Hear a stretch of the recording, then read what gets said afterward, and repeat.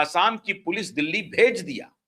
तो राहुल गांधी तो जब पकड़ेंगे तब छोड़ेंगे कि नहीं छोड़ेंगे, ये तब की बात होगी। लेकिन हेमंत बिश्व शर्मा ने तो अभी इसी वक्त कर दिया।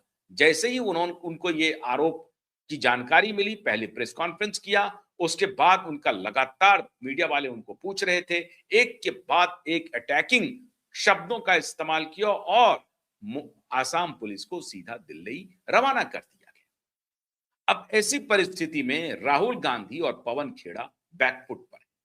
अब लोग चर्चा कर रहे हैं कि ये कागज किसने भेजा? क्या भारतीय जनता पार्टी के नेताओं ने भेजा?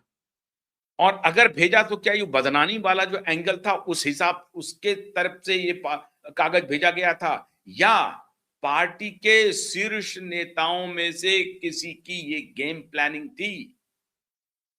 क्या भारतीय जनता पार्टी के बड़े नेताओं की ये बहुत बड़ी प्लानिंग थी कि ये तरीका हो सकता है कि अगर कहीं छोटा मोटा एंटी इनकम्बेंसी हो भी, हेमंत बिश्व शर्मा के खिलाफ 5 साल सत्ता में रहे हैं, उसको भी आप न्यूट्रलाइज कर दो। ठीक उसी प्रकार से हुआ जैसे कि नीतीश कुमार के बारे में जो अभी बिल्डअप होता, जो गुस्सा अपोजिशन को, आरजेडी को, कांग्रेस पार्टी को नीतीश कुमार पर अटैक करना था, लॉ एंड ऑर्डर को लेकर के, उनके दिमाग को लेकर के, भ्रष्टाचार को लेकर के, सारी बातों को लेकर के जो नीतीश कुमार पर अटैक करना था, उनको अमित शाह के एक स्टेटमेंट ने हवा कर दिया।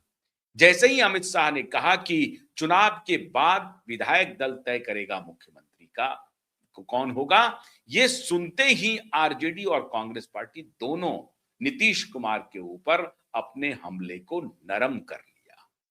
उनको यह एहसास होने लगा कि हो सकता है कि नीतीश बाबू सफोकेशन में हो, नीतीश बाबू को कुछ पासा फेंकते हैं, हो सकता है हमारे साथ आ जाए नीतीश बाबू।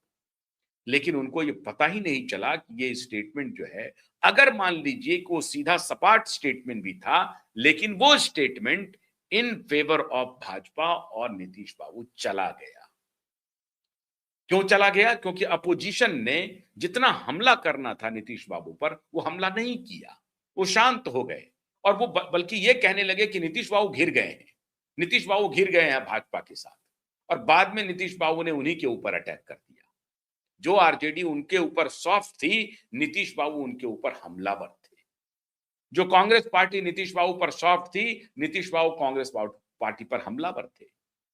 ऐसे पासा पलट गया और इसका नतीजा आपने देखा कि क्या हुआ बिहार में। 203 सीटें आ गई गठबंधन को। 175 180 की बात कर रहे थे स्वयं अमित शाह जी, लेकिन हुआ नहीं। तो कब कैसे किस रूप में इलेक्शन का मूड बदल जाएगा कहना मुश्किल है। क्या ये उसी रणनीति का हिस्सा है कि चलो कुछ कैलकुलेटेड बदनामी लेने की कोशिश करते हैं और वो बदनाम करने वाला अपोजिशन होगा और बाद में हम इसी बदनामी को झूठा साबित कर देंगे और तब जनता के बीच कहेंगे कि ये देखो कांग्रेस पार्टी कैसी है, ये किस प्रकार का आरोप लगाती है, ये झूठी कांग्रेस पार्टी को आप वोट दोगे? कैसे दोगे बताओ? इन्होंने हमारे खिलाफ आरोप लगाया और ये सारे के सारे आरोप झूठे निकले हैं। अब क्या स्टॉक रहा है इनका पब्लिक में? स्टॉक खत्म। कांग्रेस पार्टी जो जो कुछ भी लेकर के जनता के बीच में जाती, वो सारा स्टॉक खत्म कर दिया इन्होंने, एक झटके में खत्म कर दिया। इसलिए पावर गैलरी में चर्चा हो रही है कि जो कागज पवन खेड़ा को मिला, वो किसने दिया? और अगर उसी कागज को बिना ड्यू डिलिजेंस के पवन खेड़ा ने प्रेस कॉन्फ्रेंस कर दिया, तो क्या इसमें राहुल गांधी की कोई सहमति थी?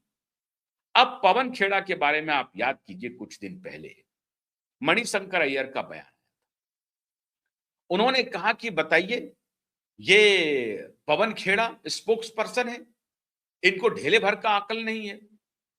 केशव वेणुगोपाल को उन्होंने कहा राउडी, मतलब गुंडा।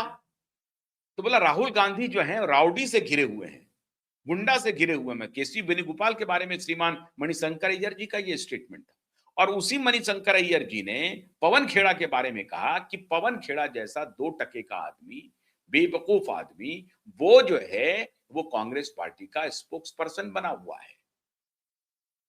अब तो लगता है कि मणिशंकर अय्यर की बात कांग्रेस को लगता है कि चुभ गई होगी। सही बोल रही थे मणिशंकर अय्यर। क्या कांग्रेस पार्टी के नेता ये सोच रहे होंगे कि पवन खेड़ा के बारे में क्या मणिशंकर अय्यर ने जो कुछ भी कहा, क्या वो सच था?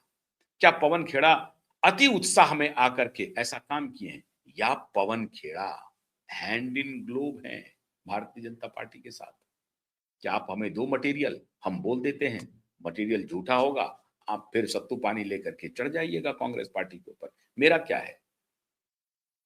अब ये सारी बातें पावर गैल, मतलब कौन किसका दोस्त, कौन किसका दुश्मन पता ही नहीं चल रहा है।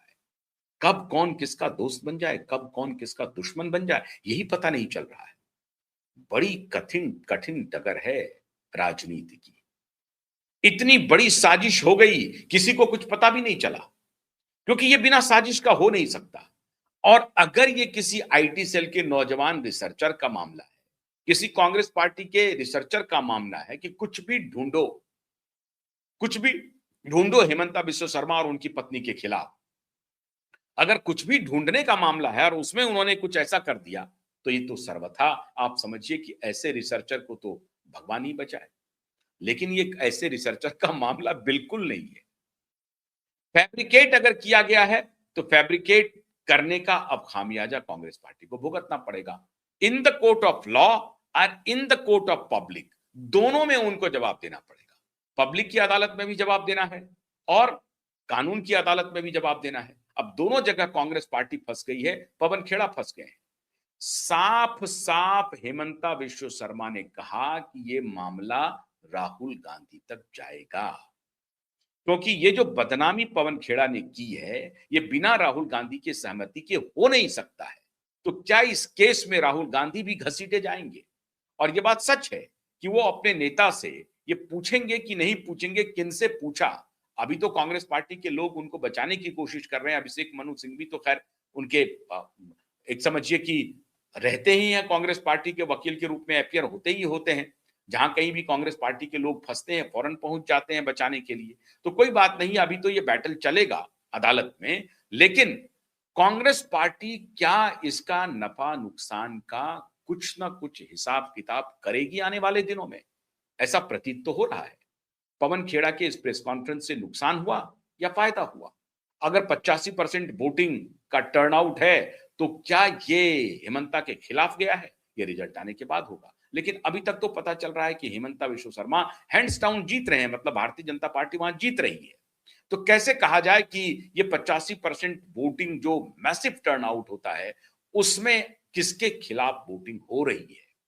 एक बात तो मान के चलिए कि पवन खेड़ा जी रिग्रेट कर रहे होंगे। अगर अगर वो किसी डिजाइन के तहत, पूरी प्लानिंग के तहत किया है, तो रिग्रेट रिग्रेट होने का सवाल नहीं है।